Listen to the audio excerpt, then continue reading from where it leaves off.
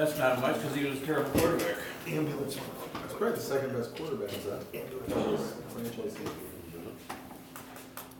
Terrible quarterback. Staubach. Him and Staubach. Troy Aikman doesn't know who he is anymore. Yeah. Troy Aikman's got. He couldn't stand up and tell me, already like Just because it's been around the entire time.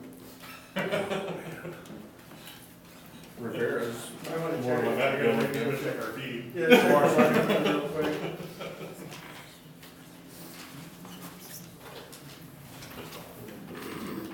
Who's that? Good catch, We only got one. You gotta authenticate. I did, like 6 times. We only got one more. Executive session. You wanna see them? I'll see you later. I haven't been told you. Yeah, I'm done. Thank you. Thank you.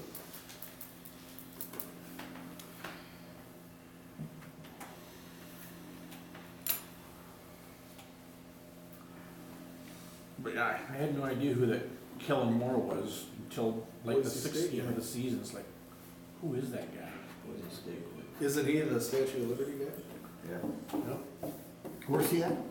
He's a policy coordinator at Dallas. He called the plays. He's terrible. He's a high school coach last year. I guess you keep doing what they're doing. Yes, Seems to be working out great. thank you.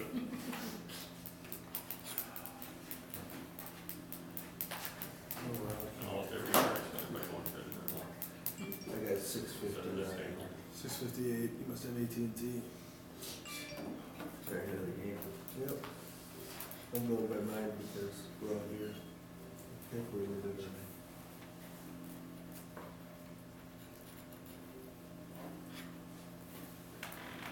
I pulled in from Minnesota, came straight here, so my laptop's at home. So actually, it's I think your wife walked or what? No, I dropped her off.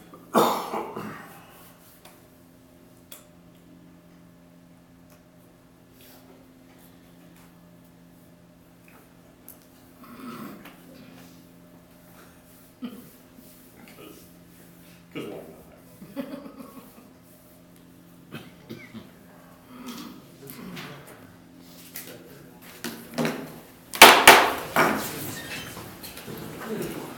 Allegiance to the flag of the United States of America, and to the republic for which it stands, one nation, under God, indivisible, with liberty and justice for all. All right, thanks everybody for coming. Looking at the agenda, do we have any additions to it? We have one addition under executive session. We have one more matter to discuss under SDCL 1-25-2 subsection 1. Okay. And as information for the countryside edition update, that will be by phone. And Mitch Mergen on Central Basin Creek project bid was unable to join us tonight. So I'll be presenting that item instead of Mitch. Okay. In addition, do I have a motion to approve? Second. Chad Wolf, Sam, all in favor? Aye. Opposed, same sign. Motion carries 6-0. We have an agenda. So we'll move right on and I'll open it up for a public hearing on rezoning of 208 Court Street, parcel ID 250.18.11.006A. Thank you, Mayor. This item comes before you as an application to rezone the property from Mr. Michael Anderson. Lennox Planning and Zoning Commission, at the November meeting, voted in favor of rezoning this property from R3 manufactured housing to R2 multifamily housing. This has been a recurrent issue for some time. As it sits right now, though when the building was built, the property was in compliance with our zoning ordinances. At some point, the property was separated from the original property and is now a standalone with with properties not being separate regardless of how that was approved, the building is now a primary use, and unfortunately the shop is primary use is not permitted or even conditional use in a residential zone. So to rectify that, the applicant proposed turning the building into a residence, but doing so would require it rezone to either R1 or R2, as that would not be allowed under R3, the current zone. So R2 does give some more flexibility on setbacks, but does allow compliance with the city's ordinances. As I noted on the application, you'll see this comment that the rezoning is not consistent with the comprehensive plan and that it does appear to be spot zoning. It does create that situation, and we can't really return from that unless the adjoining properties at some point decide to rezone either R1 or R2 to a less dense zoning classification. So tonight's public hearing is simply an opportunity to hear the public's questions and concerns with that rezoning. We'll take up the first reading of the rezoning ordinance later. Okay. I also added some draft plans that Mr. Anderson submitted to the packets this morning, so that's a late addition to the meeting packet. You'll see some external mock-ups as well as a floor plan in your packets. I think Mr. Anderson is here tonight to answer any questions as well. So. Will this be more discussed than later on in the agenda, or? I think in terms of the ordinance, it could be discussed later on the agenda. If you have specific questions for Mr. Anderson, I would ask him at this point. Do you have a timeline for this, Mr. Anderson? Is, my timeline is whenever I don't start on it immediately, as soon as it gets passed.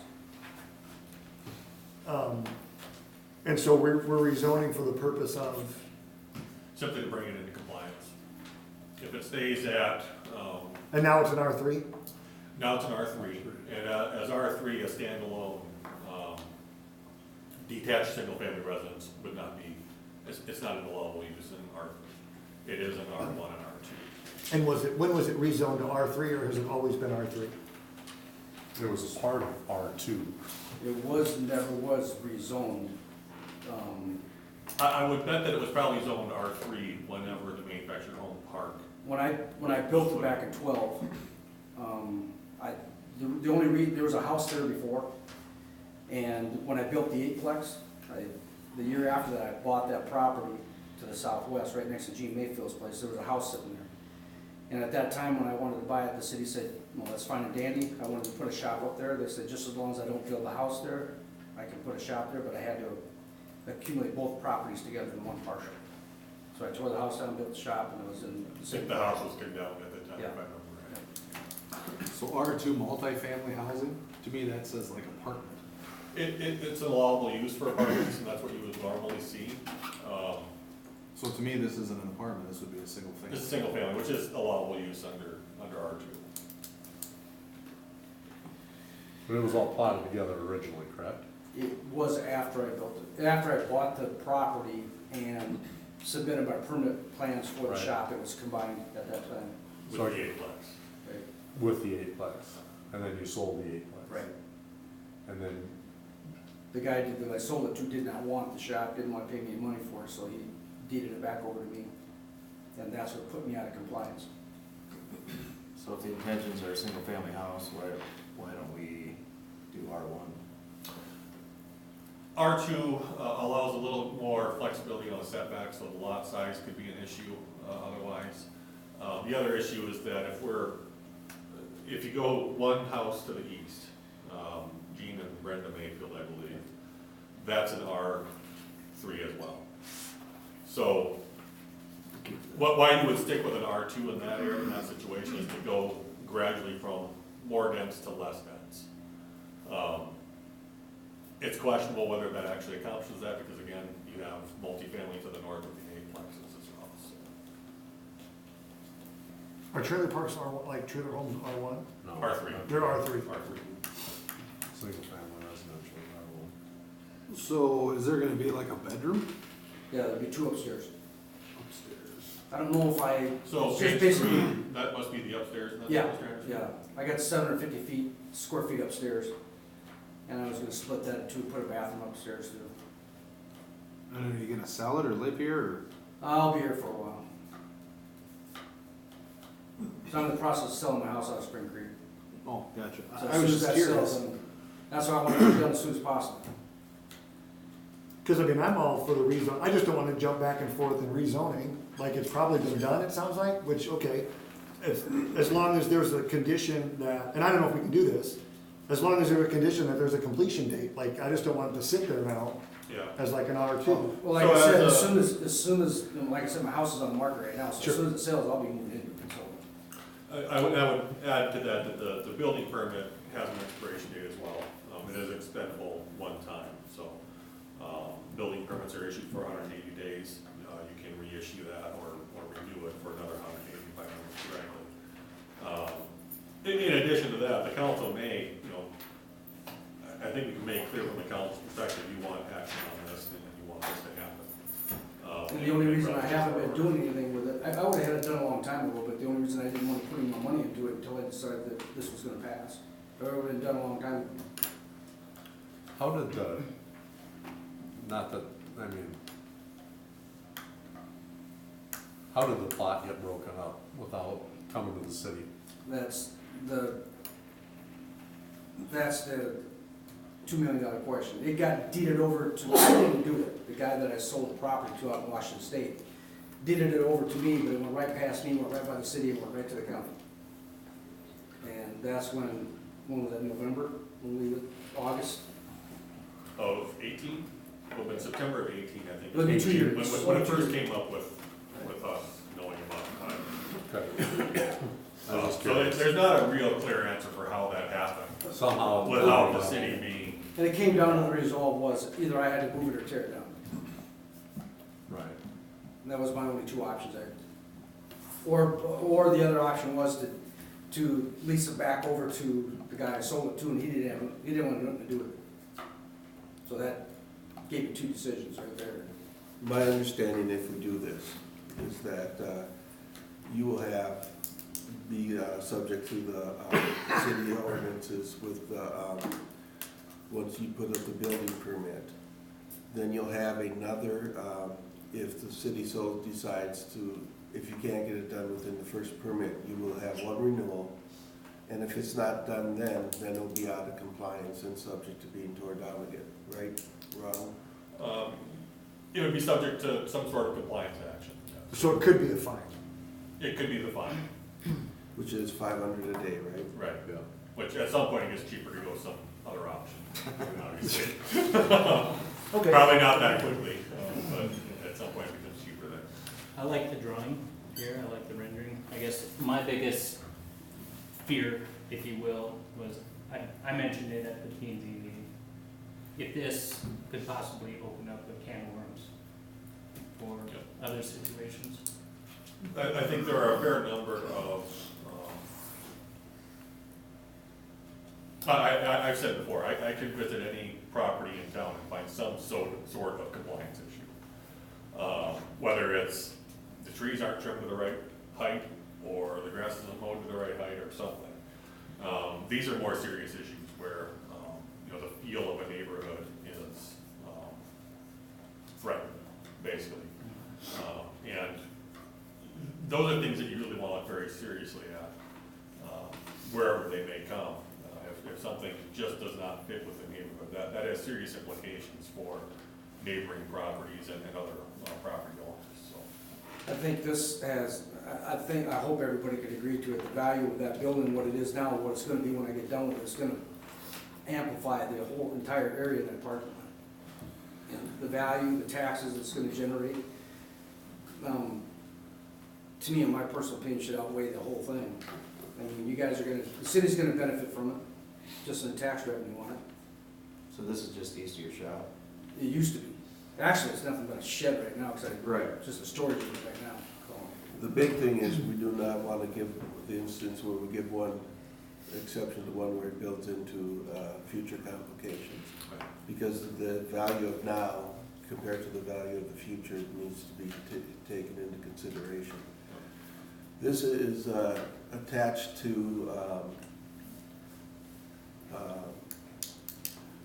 it's in an R3. What's the other side of the R3 of it? Is it a?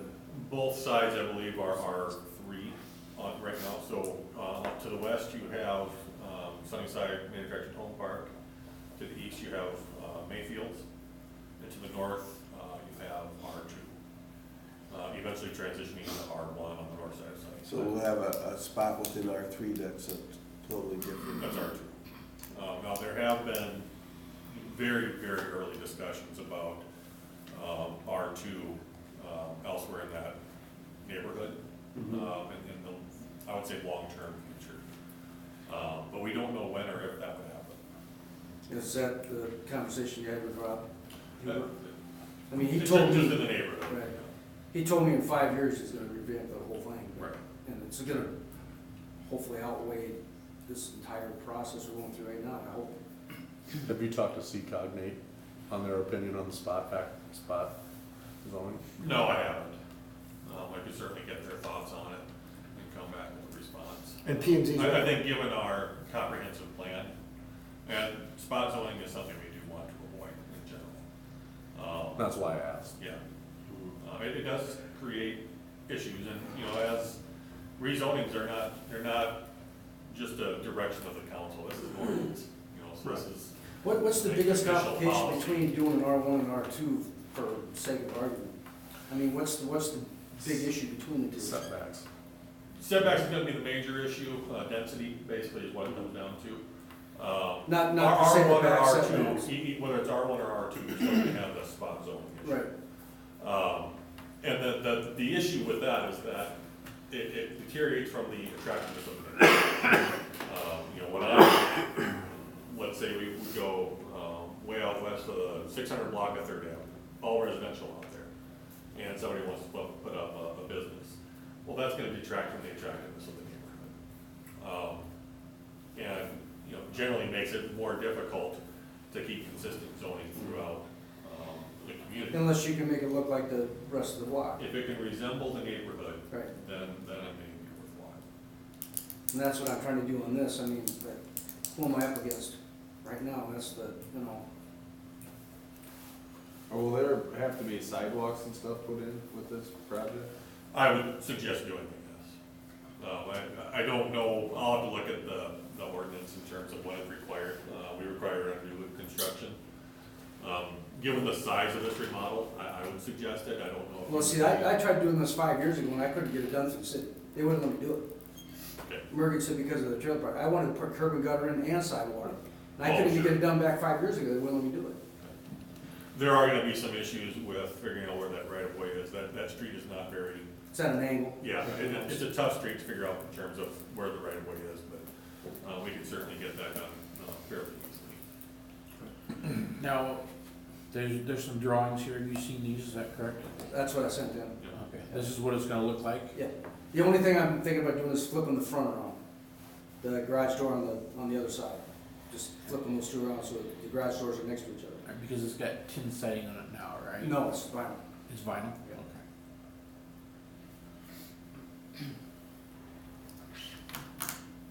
And if you guys have, I'm here, I could change the whole front, the side of it, whatever you guys want. I could care less, but whatever you want it to look like. Well, to me, Mike, it isn't even what it looks like. I mean, this looks nice. To me, it's not a matter of that. The question I have is the spot zoning. What, Now, you're talking about spot zoning and setbacks. You don't care about the setbacks in the backyard. It's more or less on the side street, side street of the house.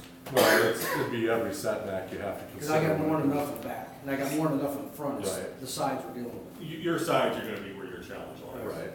Well, I know in Sioux Falls, when I checked out, the only difference between the thing I gotta do is just sheet rock to one side of the building For fire. for fire. That's the only thing they're concerned about setbacks. Cause this side, this setback is 3 feet, what's our typical 7, I think 5? R2 needs to be 5. It's either 5 or 7, 5 at the minimum. I think we reduced it to 5 earlier this year. Three has to be with the sheet rock. Right.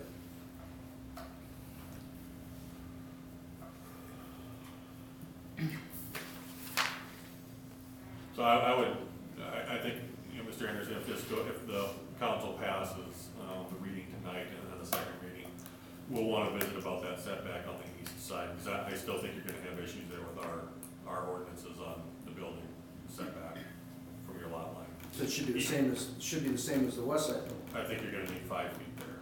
Okay, I already got 3 on the west though. Either side, you're gonna need 5. How can I change that? unless I buy 2 feet from Rockview. Well, I mean, certainly an option. But I think that garage addition is kind of. Well, that's just a pipe dream right now. Okay. For just this purpose tonight, it's just to get it. That addition will come up, certainly during the building permit process. Well, I can make that a second. Okay. I mean, just to get the initial inside done first in the front. That's all I'm shooting for right now. Okay. I think the spot zoning issue is one we need to think about between now and for sure the second reading, because it is a little troublesome to me. Can you reach out to them regarding that to get feedback from them? Yep.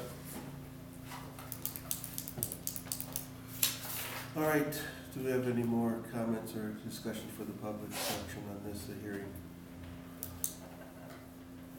I'll declare the public hearing closed at this time then.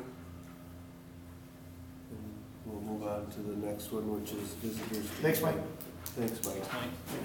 So we're good for tonight then? Nothing to be up to? Yeah, for tonight, we are. Okay, on the public comment sections, comments may last no longer than 2 minutes. Comments must comply with the following rules on order and decorum.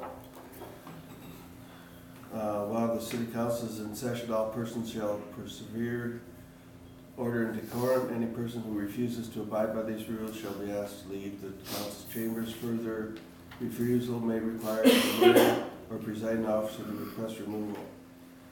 Every member of the public, city council, and city staff shall address the mayor and or the presiding officer with their comments and shall confine their comments to the question under debate.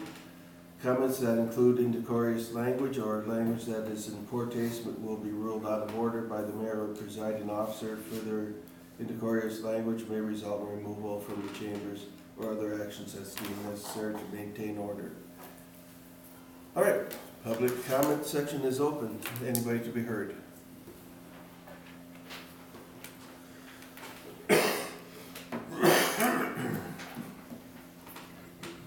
Hi, your name is? Tracy Portland. Okay. All right, Tracy. Hi. So I came here tonight to speak, come here quite a few times. I guess I wanted information about what happened with the building inspector and what happened with my home in November. I've requested the information and I have not received anything. Also, I've just been hearing all your guys' stuff, talking about the city growing and that guy talking about how, maybe people would come up here and drive through here. That's how we found Lennox. We spent a year and a half trying to find a place in Lennox to become part of the community of Lennox. And everything that's happened in the last month and a half, we absolutely love the community of Lennox. They've been very good to us. I'm not happy with the city at all. And I'm here to tell you that I do intend to file a lawsuit and you will be receiving my notice soon. Okay. Like I said, this is public comment. We won't be addressing any questions or any of that, especially on this area, because that's been turned over to a different authority. So, and as that authority takes its actions, we have to wait and see what they're going to do too. So. Could you spell your last name? K-O-R-S-L-U-N-D. What's the last three? What's the last three? U-N-D.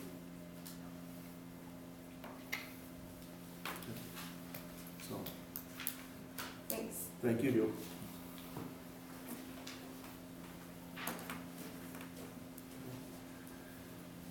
Is there any more people coming up for public comment? All right, I'll declare it closed and we will move on to minutes for December 9th and the special emergency meeting on the 12th.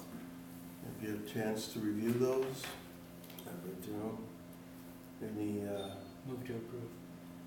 motion by Billy? Second. Second by Chad Riley. All in favor? Aye. Opposed, same sign. Minutes carried. We'll move on to claims. Motion to approve. Second. Discussion.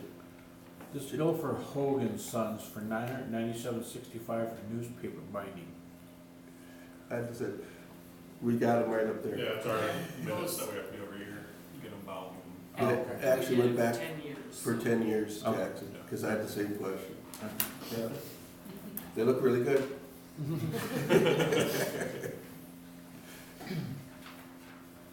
Internet for the blower house, that's just so that an alarm will reach who it needs to reach, or what's the purpose of having internet in the blower house?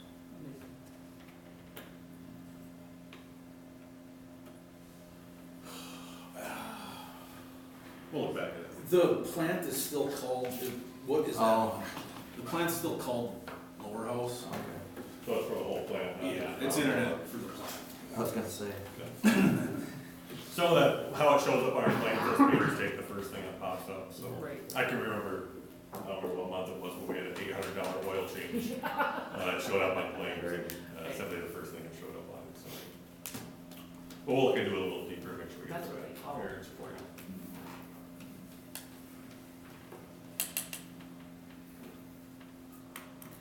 All right, any other questions? Do a vote. Chadwick. Aye. Billy. Aye. Jackson. Aye. Rock. Aye. Sam. Aye. Chad Riley. Aye. Motion passes 6-0. Plans are approved. Reports, Countryside Edition TIF District updates. So Toby Morris was unable to join us in person today, so I'm gonna call him up and put him on speaker.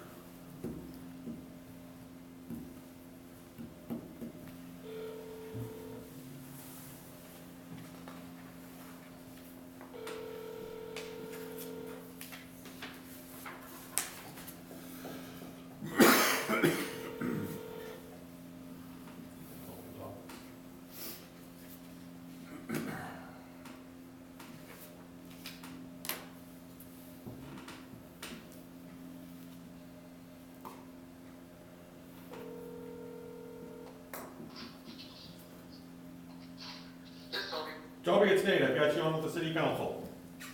Well, hello there. Thank you. Hello. I have you on my speakerphone, so you might need to speak up just a little bit so everybody can hear you. Okay, just let me know if I need to yell or scream. I can go either octave. You guys Go good? ahead. Can you hear him? I can hear him. Can you kind of fill us in where we're at on this, Sorry, Toby? Nate, you tell me, I guess, how you would like this to go. Go ahead. Yeah.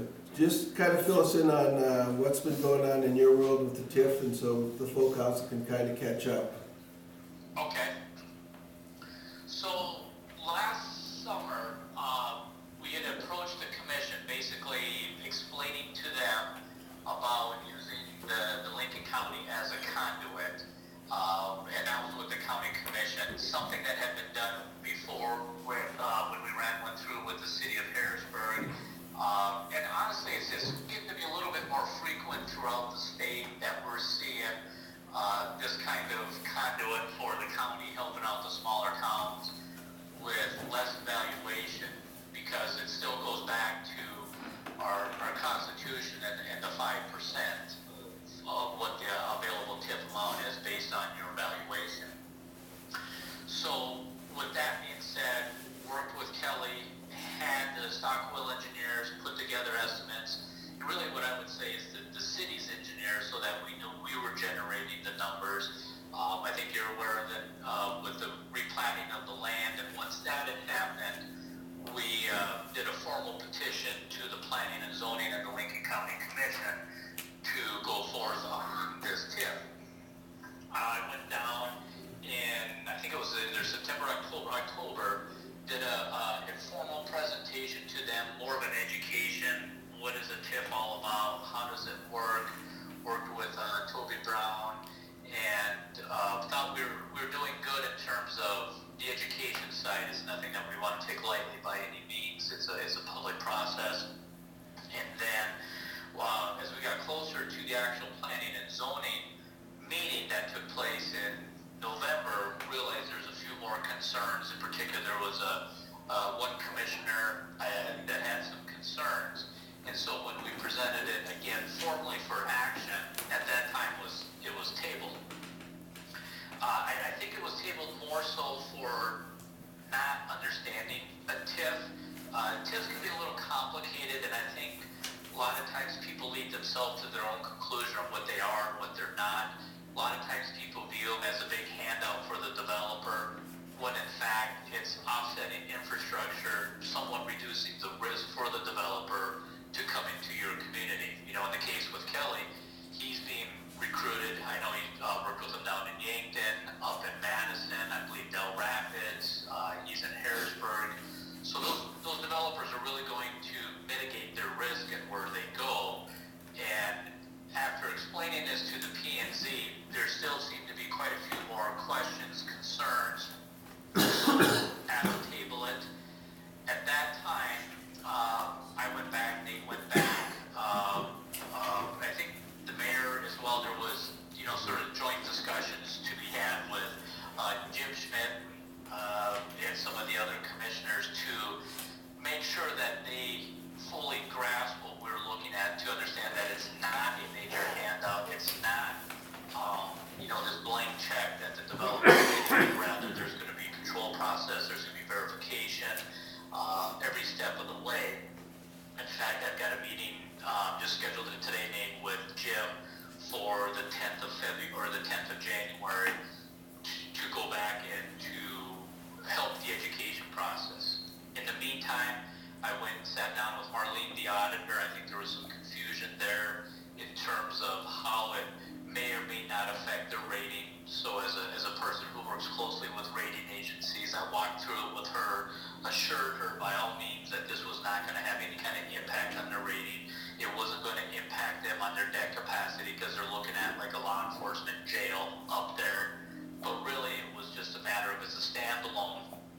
It's going to stand on its own credit. There's no liability to the city or the county the way that it's structured, and that it is really just a pass-through with checks and balances to ensure that the money's being spent where we designate it to be spent. You know, it's going towards infrastructure, road, water, sewer. What it's not going towards is developer fees, you know, things like that nature.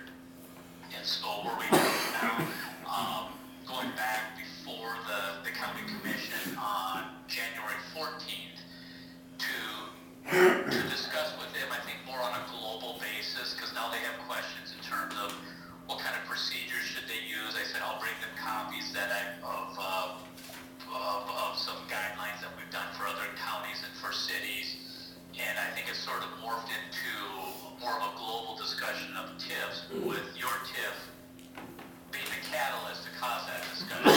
So I'm not too concerned at this time. I think it's just more of educating them on the whole process. Say, Toby, this is Brock.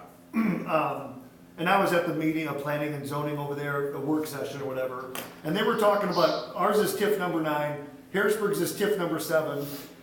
Did the P&Z over there with TIF number 7, which is Harrisburg, just pass it up the flagpole, or did they have the same discussion, or were there concerns then?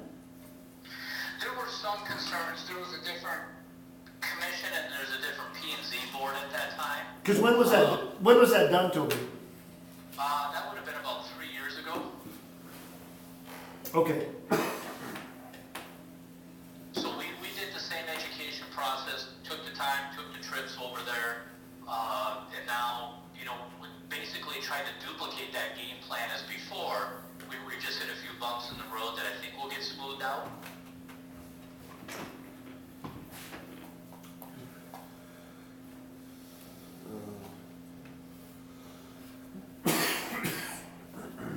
What we're looking at, one of the things that they talked about was debt capacity and percentage. And this is a pretty small percentage of debt capacity, is it not?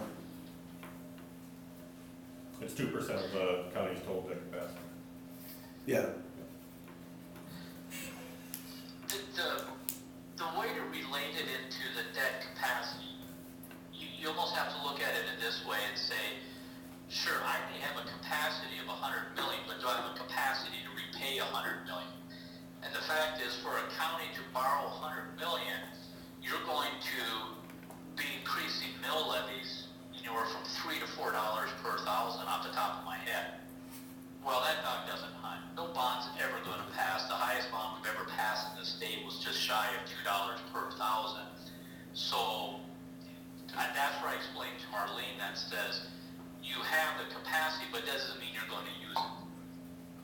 and Toby Brock again, in the meeting that I was at, they kept talking about they don't have a procedure in place. Doesn't the state have a procedure that they use, or?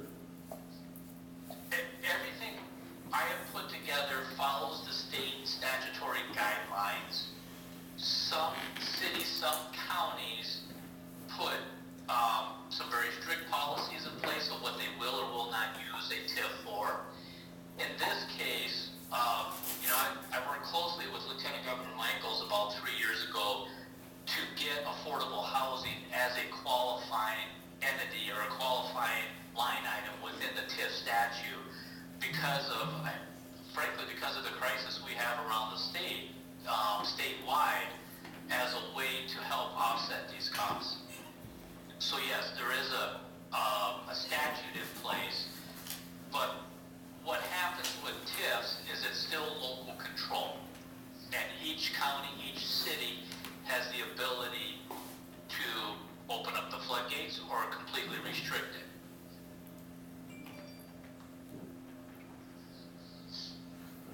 Toby, Chad, how did you feel your meeting with Marlene went? What's your opinion? Do you think she has a little more clarity on it now, or? I think it went really well because we removed the emotions and replaced it with technicalities and facts. Okay. And so when we discussed it purely on a factual basis, which is my job to do, to be very technical, then I feel it went very, very well. Okay. Good. The other question I had is, I guess what I'm having a hard time wrapping my head around, as you probably are as well. Planning and zoning is kind of taking us a step beyond of what they should, correct? I mean, they're looking at it almost acting on it as the commission should act on it, not as looking at the facts, not only financial facts, but zoning, compliance, all those things.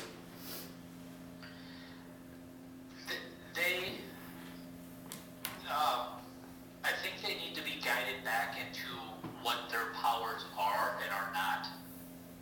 And that's why I'm having the discussions with commissioners and Marlene. The planning and zoning's role is to ensure it's zoned correctly, the boundaries are contiguous, and then they make a recommendation up to the commission. It is then the commission that has the authority to implement the TIF. What's not clear in this state, and I've had some lawyers say yes and some say no, is if planning and zoning denies it, can it still go to the commission?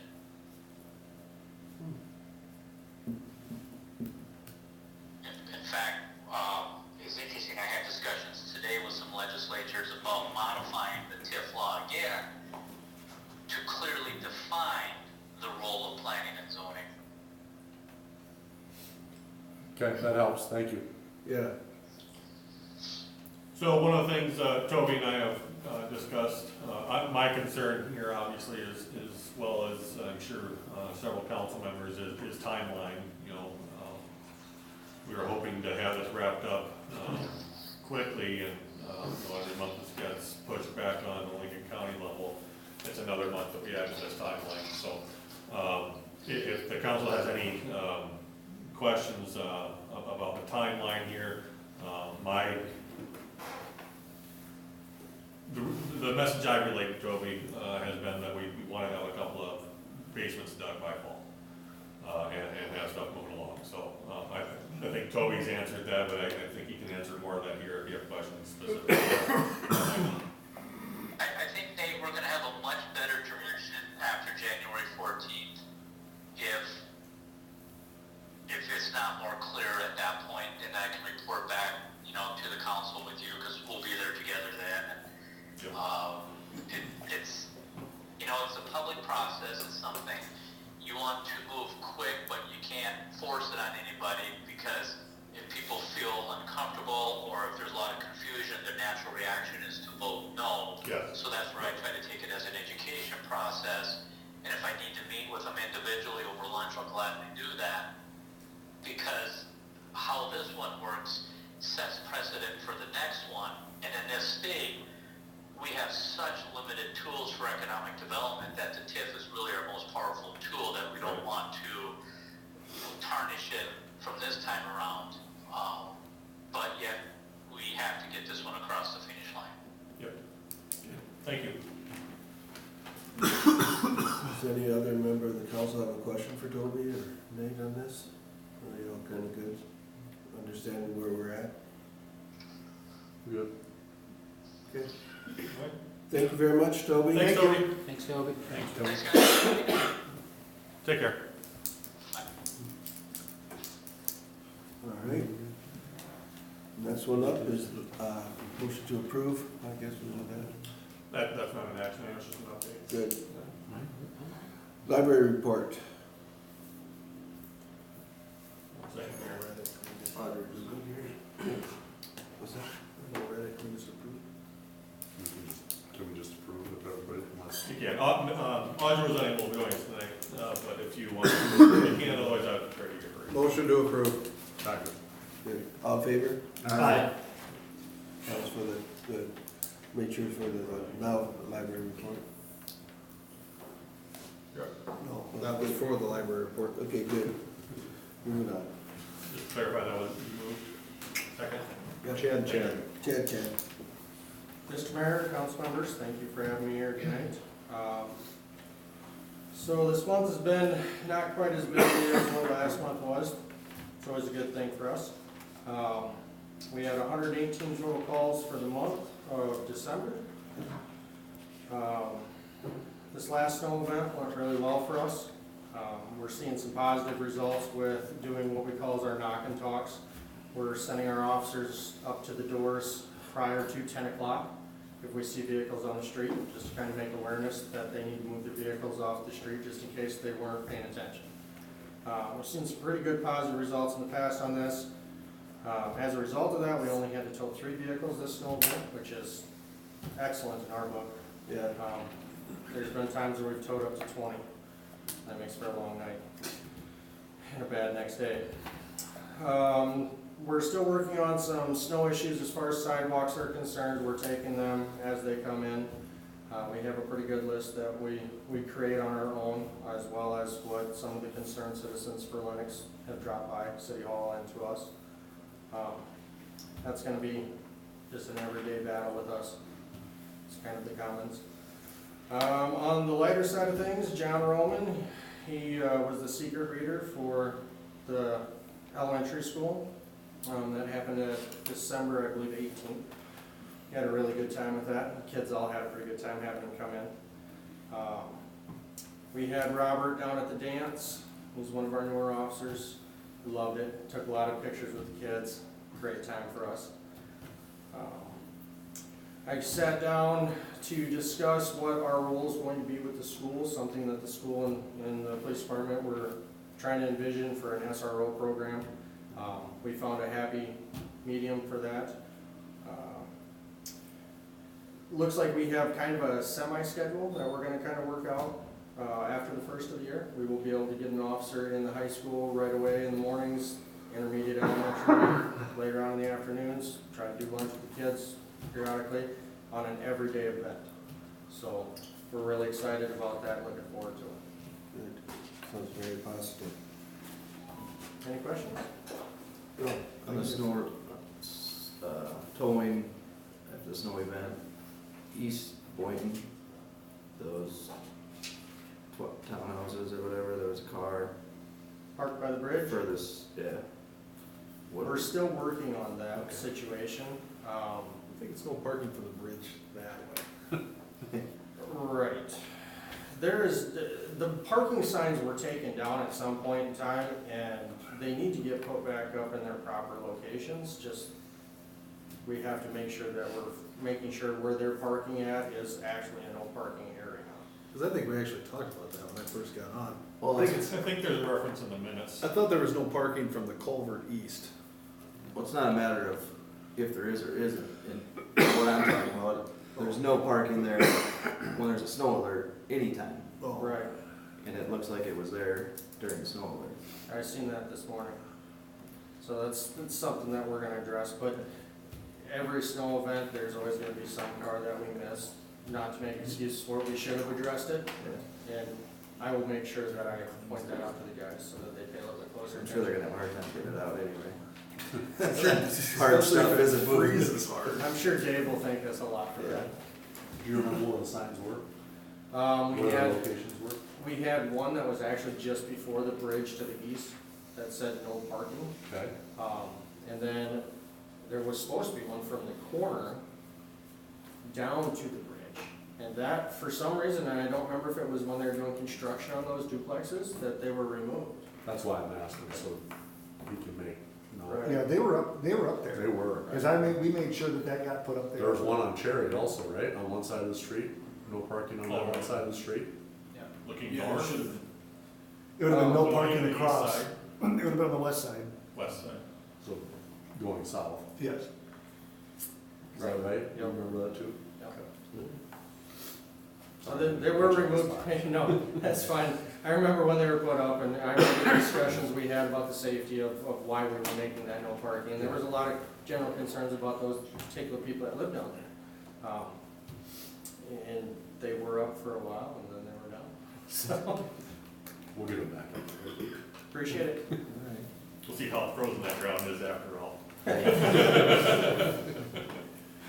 Motion to approve? Second. Brock, Sam, all in favor? Aye. Both same side? Thank you very much, Will. Thank you, guys. Alan? Just in time. You were watching the video at home, weren't you? No, I was No, actually out I there. recall. I was pulling in here and he was. On the side of the interstate was what I was Lights were- at, so we had a rollover, but minor injuries, no big deal, so. Good evening, council. You guys got all my paperwork on your, everything in front of you, so. Yes, we did. You're gonna see a little bit of different on our 2019 projected, and you're actually gonna see a little bit different at the end of the year. About the second week in November, we kinda ran into a perpetual brick wall and our calls dropped off, which is good. But the numbers you're projecting for the year are gonna be a little bit down from there. However, as of last night, about 10 o'clock, we are in record territory with more calls than we've ever had before. Yeah, and we've had 4 calls since then, so. They turned the faucet back on. I don't have anything too much more than that. The other thing I've got for you guys is basically, we had talked when we went to budget time about moving in 2020 to hiring medics, a single medic day, Saturday and Sunday to help with weekend calls. All of that funding was approved when we did the budget. Just wanting your guys' blessing to go ahead and start looking for a couple more people to add to our schedule. If that's okay with you guys. Yeah, it was in the budget. Yeah, Perfect. good That's idea. good. Any other questions from me?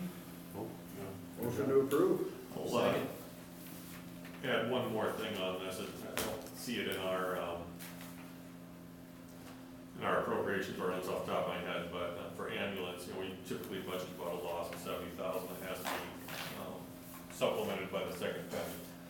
This year, we should come in under 30,000 of the loss, so significant progress made there. Look forward to more of that in the coming year. Good work. Yeah, thank you very much. Thank you guys. Thanks, Alan. I heard, motion by, were you second? Billy second, Riley, motion, Billy second, all in favor? Aye. Both same side? All right.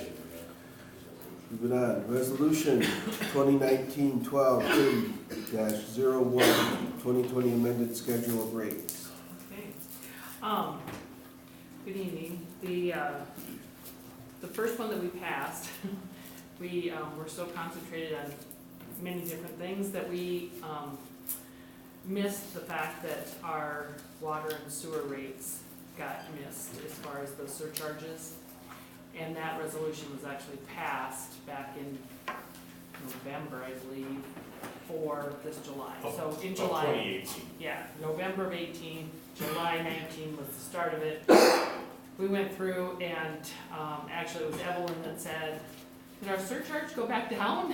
I'm like, what? Let me see that. So yeah, I missed that. And so the number of people that we had look at it, we didn't catch it. So we're adding that. Or So updating that. the surcharge isn't necessarily changing, it's been $17.75 since July, we're just making a reflection on our full resolution of rates. I think Will had some things too. On the animals, I believe. Yes. Yeah, so the animal license, there was a few changes there too.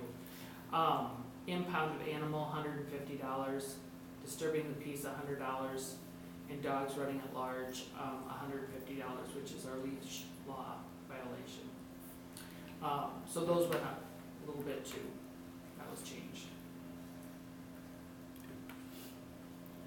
So in coming weeks, we're actually going to review our contract with the Falls Humane Society.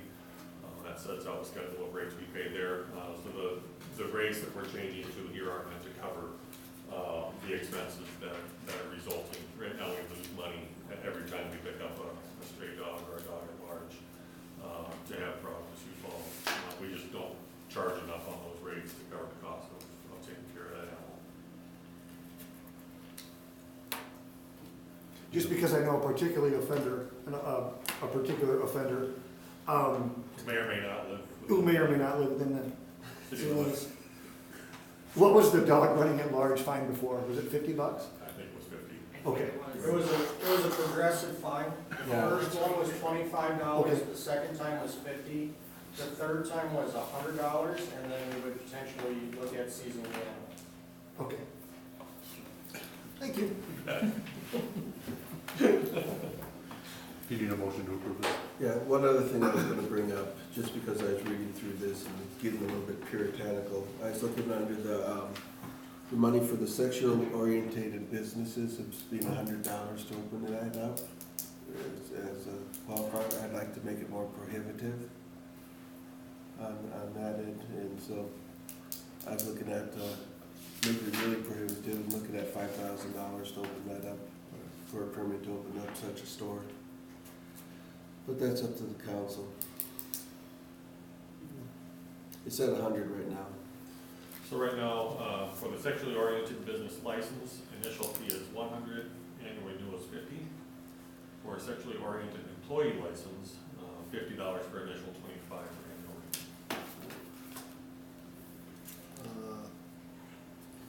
Do we get a lot of applications for this? We do not. I've not seen one. We haven't in years, and I doubt we will, but just putting it out there. Our ordinances are pretty prohibitive of that. Yeah, they are. But just like I said, I go through. Yeah. Motion to approve as is. Got a motion? Second. All in favor? Aye. Opposed, same sign. Motion carries. I'll let Chad start up next week. Gotta get a license early, maybe I can sell it. All right. Moving on, presentation, J&S Engineering. Thank you very much. I am Myron Adam with JSA Engineering, and I've got Travis Clark here. I've got a few things to go through. I'd like to kind of just share some information about JSA and why we're here, kind of give you a good background of why we might be a good fit for the city of Lennox. After a few minutes, I'll have Travis jump in. If you have any questions as we go along, if they're difficult questions, Travis will handle them. If they're easy, I can take them. So, with that, again, I'm Myron. JSA has been around since about 1984. Was started by a couple of veterans. They've since retired, and now we've got a staff of about 15, mostly engineering technicians, land surveyors, and engineers. Myself, I'm the youngest of 11 kids, graduated from Yankton High School, so grew up in Yankton, then I went up to South Dakota State, up in Brookings, got my engineering degree up there. Now I'm married a gal from Parker, and then we're chasing around 5 kids up in Sioux Falls right now to events and activities, so keeps us hopping. My role at JSA, I'm an owner of the company, so I get to do a lot of things there, from project management on engineering projects, design, general business administration, and then this morning I ended up scooping snow, throwing salt on the sidewalks.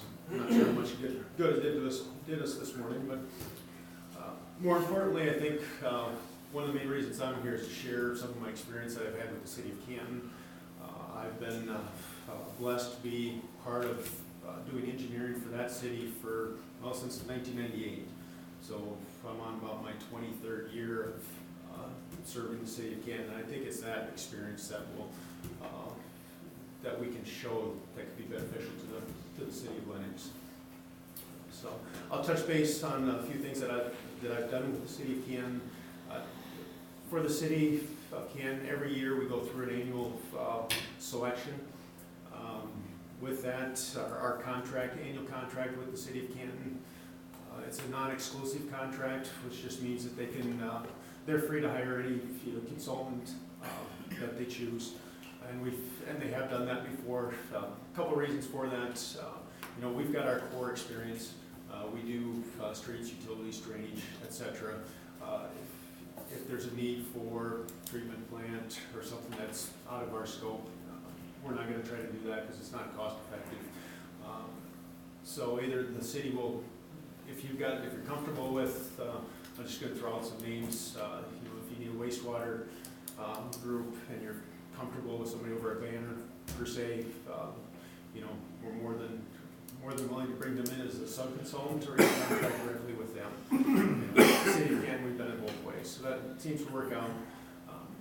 If you do bring in another consultant, we always, we share as much information as we can with them when they come in, surveying, plating, public utilities, layouts, anything that we can give them electronically, that'll make their job easier and more efficient for you. With that annual agreement, we give our hourly rate schedule for all of our employees. Given our size, they say we're 15 employees, we really strive to keep our overhead down. So we really feel that our hourly rates are really cost effective for the Sioux Falls area. So I guess if there's any questions about that, I can certainly take those. If not, I'll go through. I just kind of brainstormed some of the things that I've been doing with the city of Canton that I feel would probably be doing something similar for the city of Lennox. We do plat reviews. We review site and subdivision plans that are prepared by others. We work and coordinate with private utility companies, and then we update the city base maps. We maintain their property information, easement, public utilities, and then we share that electronic data with mainly the DOT's been requesting that information, or possibly CCON. If we do share that, we always ask the city first if it's okay to share that information electronically. Then we prepare all the paper documents as well. We maintain and update the city's engineering design standards, standard specifications, standard plates for construction projects. We've been heavily involved in sidewalk assessment projects for the city over the past 3 or 4 years. We've helped expand their industrial park. And with their industrial park, we've had some TIF discussion. We did go through a TIF program with their industrial park expansion. We do an annual street maintenance project for the city. Canton, they use a chip seal, so they use the red rock chip. And I think you guys use kind of piggyback on the Sioux Falls slurry seal project and that's anytime you can piggyback on a larger project and get better prices, that's obviously the good way to go. We've done annexation studies along with CCOG, we've dealt with structural issues with buildings and retaining walls. We've done some 404 permitting with the Corps as they relate to wetlands or other waters of the U.S. With Canton, you've got the Big Sioux River there and Beaver Creek right there, so we get involved with both FEMA and the Corps. We've done emergency repair projects, which basically necessitates the emergency. You got to do survey, design, construction fairly quick, and those basically came from some of the flooding issues that they've had over the last 10 years. We've gone through a condemnation process with the city. That was an interesting project. We dealt with contaminated sites, and then kind of on an administrative, we deal with, they've got a gravel pits. We help with their annual mining permit and also their rubble site permit. That's just a quick synopsis of what we've got experience with in Canton again, I feel would be a, strength as we come into Lennox. So with that, I'll hand it over to Travis. He'll give you more detail on what some other strengths of JSA. Thanks. I'll start with a little about myself. I'm from Sioux Falls originally. Went to Minnesota State Mankato on a baseball scholarship. Graduated magna cum laude in civil engineering in 2006. I'm married with 2 kids. Worked for a firm in Mankato, Bolton and Mank, for 2 years after college. Moved back to Sioux Falls in 2008 and joined JSA. I've been there ever since.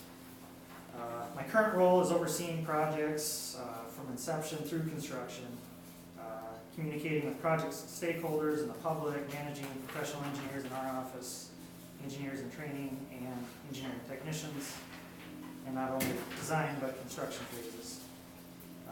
Outside of work, I coach several youth sports teams for my son. Played amateur baseball here in Lennox for 8 years for Lennox Only One. It was really a great time in my life. I was able to meet and develop a lot of relationships with folks in this community. I was always struck by how much pride people had, in their town here. And it made me proud that I was kind of adopted into the community through the baseball team. Made me want to give back to the community by participating in fundraisers and donating time and experience in regrading and installing drain tile in the baseball field. That's been about 8 years ago now. As a city engineers, JSA would emphasize public involvement. Be a member of the Chamber of Commerce and donate to local activities. Attend commission meetings when needed or invited. Hold public meetings to inform community members and answer questions. Generally just be accessible to anybody that has a question whenever it comes up. Individual landowner meetings during projects, individual or group meetings to address local concerns or complaints as it pertains to drainage or access or properties. Some of the design services that we offer, one of our strengths is accurate estimating. Constantly talking with contractors and suppliers because costs change so rapidly that I want to stay on top of it. And I feel that's really beneficial to cities when you're making your budgets, that you have a good construction cost estimate in order to plan ahead. And typically mine are extremely accurate. We do facility plans, state revolving loan funds, water system distribution design, wastewater collection systems, lift stations and force mains, trunk sewers for elimination of lift stations, inflow and infiltration studies and analysis on sanitary sewer. We've dealt with different construction techniques, traditional versus lining.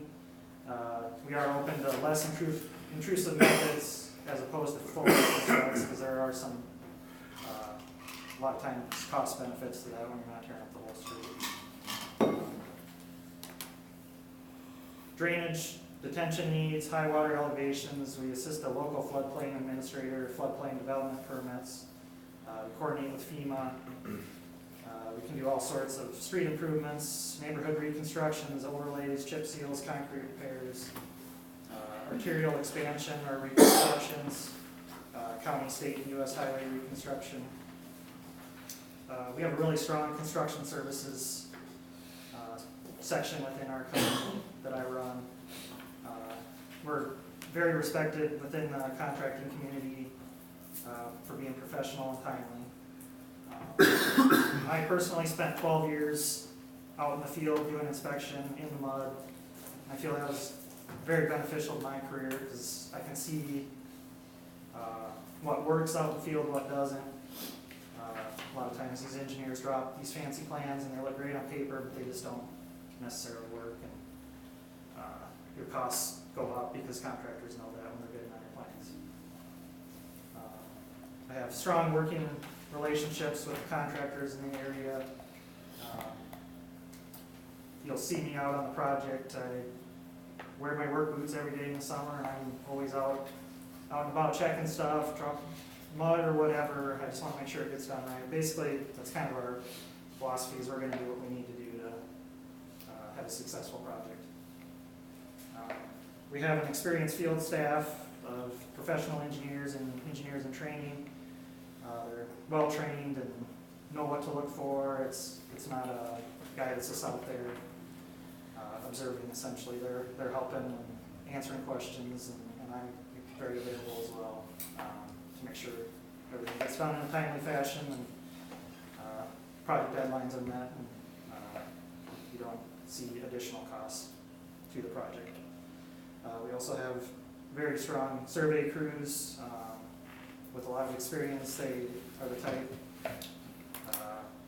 if their data collector tells them something, they know it's wrong, they check it, they take pride in it, and making sure it's done right. And I think a lot of times that gets missed because everything's computerized, and, well, it's telling me it should be this, and, well, it's clearly not right. And we'll catch that and fix it before it becomes an issue. I'll turn it back over to Myron to close it out for us. Yeah, we don't have too much more, just, I brought Travis along, he'll probably be your main contact, or he will be your main contact, if we are so chosen as a city engineer.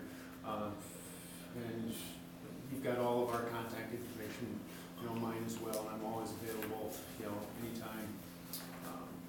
Just kind of reiterate some of the things that we said, why GSA. I think we're dedicated and efficient. Given the size that we have, we need to be efficient, and I think that's we've got long tenured staff as well, so we try to maintain a good balance for our staff, and I think we've done that fairly well. Most of our staff, we've probably been 10 to 12 years or more with our 15 staff members, so they're we kind of enjoy that part of our team. So overall, I think we're highly experienced in providing services, since we've been doing it with the city of Kent for such a long period, and we enjoy that kind of work. And it's, we like being and one of the things I think the public works director or the finance officer will say is when we're very responsive. If they have if they've got a issue with a property owner in town, typically we can come down that same day. Drainage issue, sidewalk issue, property issue, what have you. We're really responsive to their needs, and I think that's one thing that they do enjoy about our services. I think we'd be a great fit for the community, and I guess I'd open up to any questions if you have any questions for us at this time. Tell me about your road maintenance in Canton, and how you theoretically go about that. How do you look at the road? Do you have a plan for which roads need to be improved and how? Tell us how that works in your scheme. The city's been pretty hands-on, the public works director, and that goes back to Paul Henderson, probably 15, 16 years ago already. Typically, they like to chip seal a third of the town every year if they can, and that's a general maintenance.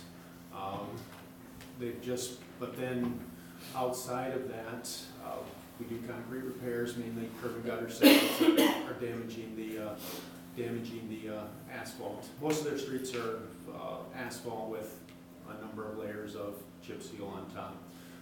Then they've identified through their CIP planning a number of streets that they know that they have either patchwork that needs to be done, or a total reconstruct, just basically depending on what that particular street looks like.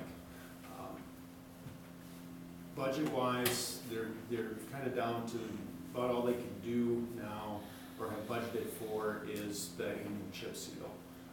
They've got a list of needs that we've helped them develop as far as which streets need to be reconstructed. They're slowly getting to that. We just did a half mile of their main farm and market road here, finished that a couple of years ago, and that was that's a substantial project for the city of Canton. That's one, one item off their list.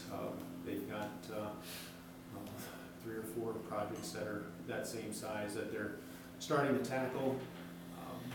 They've thought about having some sort of front footage assessment for street improvements. That hasn't gone very far yet.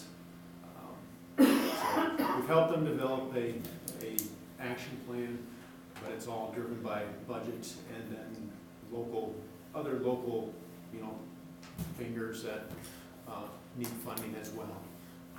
They're starting to look again at the pool, so that's starting to maybe pull on some of those dollars as well. So they've got lots of things in the fires, I'm sure, like everybody else. What I'm looking at is, one of my main things is getting the plan established and then communicating the plan for street improvements to the community. And, looking at what it's gonna cost us to get things done, assessing our streets, getting a good thorough assessment of the streets done, communicating that plan to the community, and then looking at a timeline that this will be achieved. Those are all big goals for us. But I think a good way to feel, we've done, with the city of Canton, we've addressed a pavement management system that would start to categorize the condition of each street. And what we were hoping for was their ex-public works director, since he's retired, to have the time to do some of that field work. And that's been 3 or 4 years since we've had those discussions, and that never really did take off with the community there either. What has held them up from doing that frontage assessment, do you think, for the street repair fund? The money, the cost, yeah, it's just the citizens reps that around it? Correct. What do you think is a good number for that per foot? If you wanna actually put something together that takes care of the roads in a town of our size? For a front footage cost? Yeah, just let maintenance, cause what did we discuss? We discussed $1. I'd have to go back and look, I think it was $1.50. And they've been looking at they've been looking at that $1 for a front feed drainage fee, because they've got, considerable drainage issues as well.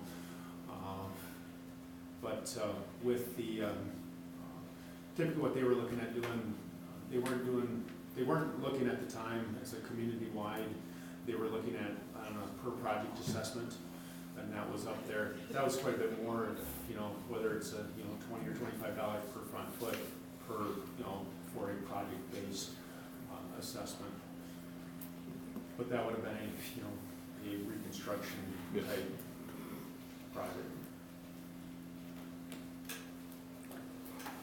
Any other questions? Thank you very much for your time. Thank you for having us down.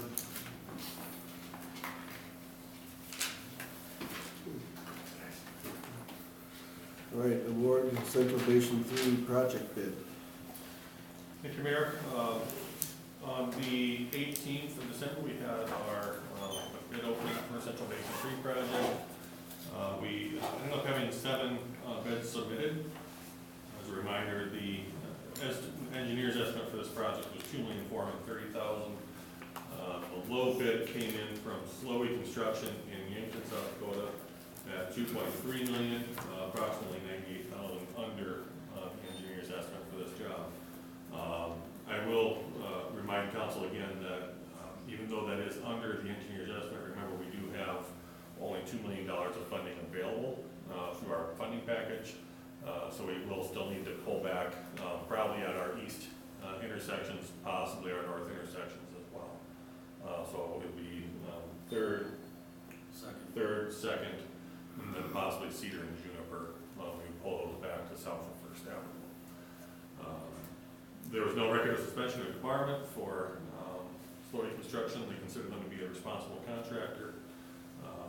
Stockwell's recommendation, as my recommendation, is to award the contract to low bidder of Slowey Construction the amount of $2,332,000, $2,332,332 $304.55, So moved. contingent upon the availability of funds and approval from the finance committees. Motion by Brock, Second. give it to Sam. I'm taller. Do, just some discussion with that then, with this project. Is there a plan, and I guess, what's the weather gonna be like, but is there a plan in terms of this transition, obviously, from winter out and, For winter construction or winter season? well, Or right. both? There's a play on words here, we can go all day on with Slowy Right. and winter. Yes. When Slowy's coming in and winter construction, can we have them here at the same time? Yeah, You know, I may defer to Jeremy for some of this answer. Mitch can really answer this a lot better than I think either of us can, but the main issues are gonna be where winter construction ends and what can Slowey do before that? Is there work that they can do before winter construction is wrapped up with Central Basin too? So now that we'll have a contractor identified, we can work with both contractors and the engineer to figure out what that process looks like and how we do that most seamlessly. I think that there are issues that could easily arise there in terms of timing it right, in terms of making sure the materials match up, so on and so forth. So How many blocks were we looking at taking off the project? I think it'd be total probably 2 blocks when you add it all together. We just haven't identified them exactly at this Yeah, point. we gotta figure out linear foot, what the cost would be. Our preference though would be to, in terms of business disruption, it'd be easier to take care of, not include the Main Street businesses on this section of it. And keep the north then. Ideally, Jeremy and I think Mitch would agree, we would like to extend north of First Avenue yet. There are drainage issues north of First Avenue that we would like to take care of. And if we can do that with this or a future project, that would be great. So that's why we would focus our pulling back on the eastern side of the project and try to maintain that north side. The impact is probably greater up north also, correct? Pardon? The impact of the work will be greater up north, you would think? That's kind of what I believe it would be, yes. was discussed at one Right, point. given the original intent to move, Right. the original intent was to pull some of the drainage issues off Elm and near the railroad track and resolve that. Down that way.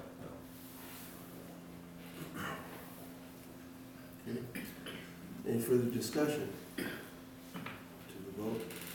Billy? Aye. Jackson? Aye. Chad Riley? Aye. Sam? Brock? I, Chad Wolf? Aye. Motion carries 6-0. It's been awarded to Solely Construction. Ordinance 604, rezoning. No, 603. What's that? You skipped one. 603, supplemental budget. Supplemental, sorry. Ordinance 603, supplemental budget for 2019. So Mayor, there are no changes on this ordinance since the first reading at our last meeting. Recommend approval tonight to make this effective and wrap up all of our finances to line up right at the end of the year. So moved. Chad Wolf, second. Second. Riley. All right, money involved. We'll start with Sam. Aye. Brock. I, Chad Wolf. Aye. Chad Riley. Aye. Jackson. Aye. Billy. Aye. Motion carried 6-0. Red lights flashing out there. It looks, yeah. Balance me.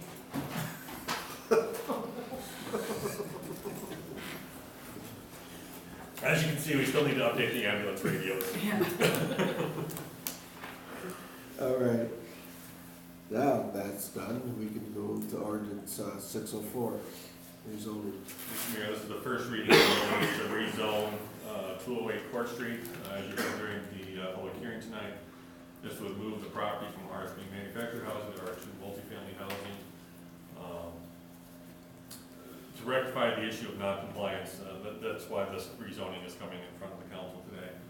The applicant proposed turning the building into a residence under R2, and that gives the applicant more flexibility on setbacks, but also allows overall compliance with our ordinances. We still do have the issue of spot zoning on this. And again, that we really don't return from spot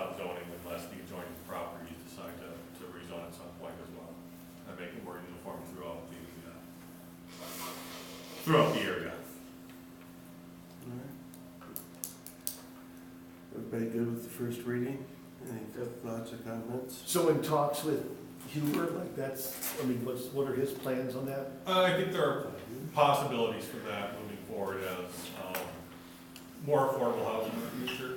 I think when you look at areas where, from my perspective, there are areas of town where infill would be very desirable, and that's one of them.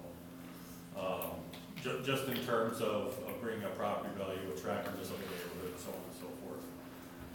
Whether Mr. Huber decides to go forward with that or not, obviously, but I would certainly be in favor of encouraging that development in the world. If this would make that go, that'd be great. He's gotta remember too, that there's no landfill over there, he's not gonna be able to build houses on. There's no landfill behind some of the property he's got. Yeah, the homes would be slab and grade, they're not, I would be my assumption. They would have to pass their soil compaction test and everything too. So if we approve this first reading, or, I guess my concern is the spot zoning, that's a problem for me. And given your request for additional feedback from CCOG, certainly a feasible option to delay the first reading until we have more information back from them if you wish. I'd be okay with tabling it. Motion for that? I'd make a motion to table it until we get more information from CCOG. Second. Motion and second, all in favor? Aye. Pose same sign, table. All right. E, swimming pool change orders, 4 and 5. Mayor, these are two change orders that we are strongly in favor of.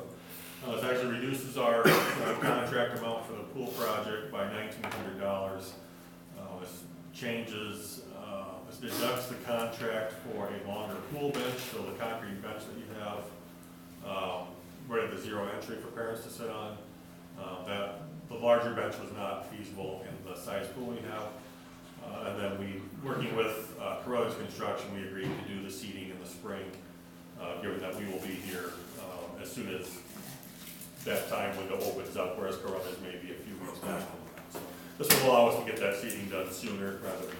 Motion to approve. Second. Discussion? Riley and Billy, were And we still have what, we got a May 20 open, is that kind That's of? still the plan. That's the plan? When are they gonna do the practice fill? First week of May, next week. Yeah. Polar plunge. Polar Plunge fundraiser, is that? Fundraiser. there you go. All right. As it involves money, to roll. Jackson? Aye. Brock? Aye. Chad Wolf? Aye. Billy? Aye. Chad Riley? Aye. Sam? Aye. Motion for 4 and 5 approved. Okay. Internal controls. Thank you, council. So, the internal controls, we've done a few updates. We've required purchase order for all purchases. We've added our petty cash and our cash backs amounts. I have Evelyn doing it weekly, and I try to do a spot check once a month. Bank reconciliations, I would like to instill having our finance committee review those, maybe on a quarterly basis if we can, and then sign off on the review.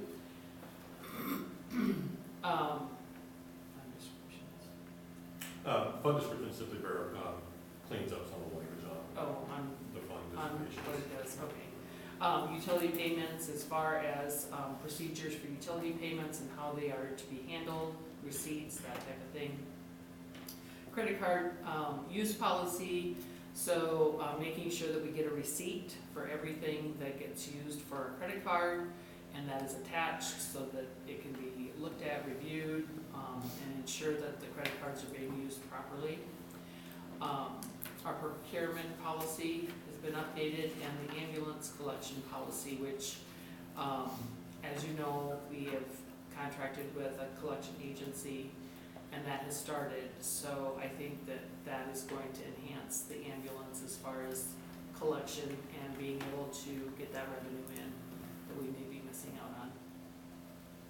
As an overall summary of this, I think, Chad, I don't remember if it was you or somebody else had emailed me an article in Argus Leader this past week about financial discrepancies in small towns in South Dakota. And this is something that happens every year in every state, where for whatever reason, money is used for an improper purpose. It's not for the city's best interest. And in most cases is well outside the public policy purposes of financial dollars. So this is, in my mind, probably the most important policy and procedure we presented to the city council for consideration, simply because of how well it protects the city from these actions. And this not, some people look at this and say, well, it's a trust issue. There's no trust issue here with any of this. I trust Denise fully with the finances. We trust Evelyn and Dawn up front with this as well. This is meant to be a safeguard against possible issues in the future. And in every case where we see this pop up, the missing item was strong internal controls. And when you don't have that, it just becomes far too easy for someone to take advantage of the system. Thankfully we have sufficient staff here that we can segregate duties sufficiently, but a lot of times don't. It's certainly our biggest concern in terms of local government, what happens in these small towns. So these protections are very important to safeguard the taxpayer dollars. Can I ask one question? Sure. So what happens if someone goes and makes a purchase, but there's no purchase order? Well, we're probably gonna slap their hand and say, next time you need to get the purchase order. We would treat that essentially as a disciplinary issue at that point. Gotcha. Another question. Motion to approve. Second. All in favor? Aye. Aye. Opposed, same sign?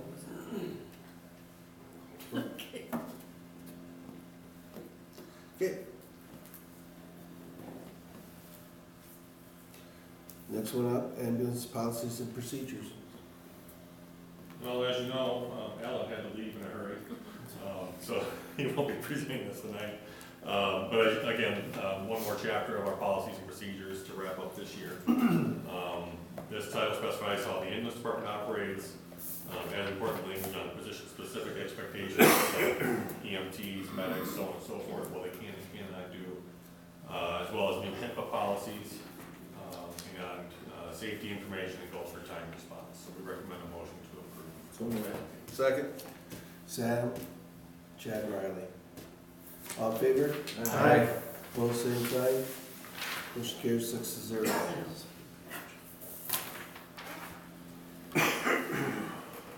Personnel opening, building inspector position for applications.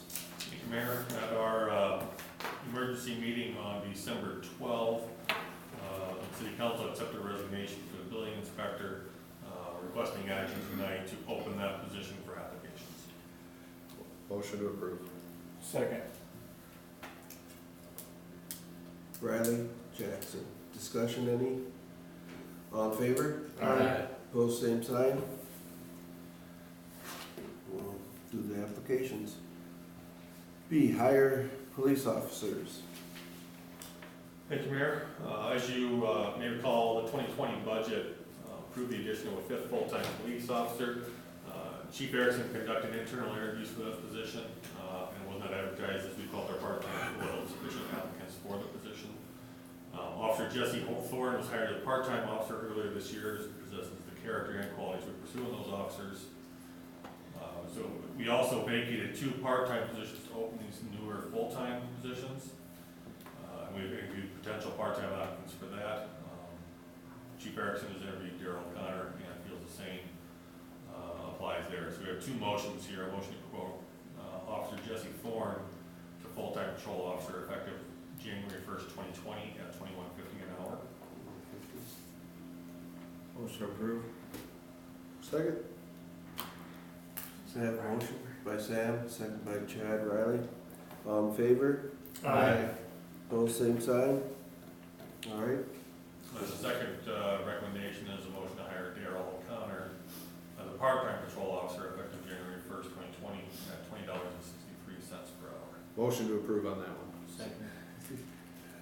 That was Riley and Billy. All in favor? Aye. Both same sign? All right. What's O'Connor's background? He's got canine experience. Is he gonna bring a dog?